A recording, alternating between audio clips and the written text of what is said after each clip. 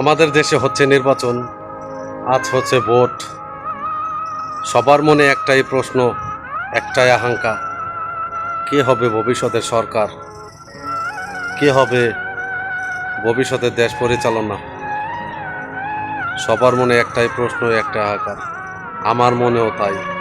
আমি আল্লাহর কাছে প্রার্থনা করি এমন একজন সরকার গ্রহণ করুক যে দেশের দিকে তাকাবে, জনগণের সেবা করবে, দেশের মানুষের দিকে তাকাবে, একজন আদর্শ পিতা ভিনদেশি কোনো মানুষের দিকে তাকাবে না, অন্য কোনো রাজ্যের কথা ভাববে না, দায়িত্ব পালন শুধু করে ভাববে আসলাম। যা বলছো আমি পরিষ্কার বাংলাদেশি, করে বলো।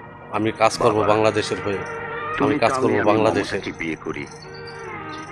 আল্লাহর তুমি কাছে এই চাওনি প্রার্থনা করি সমাজের কাছে, যেন এমন একজন লোক সরকার তোমার গ্রহণ করুক, বন্ধুদের কাছে। সে দেশের সেবা করুক, আমি দেশের তোমাকে মানুষের ছোট সেবা করি। করুক, দেশের কাজ করুক।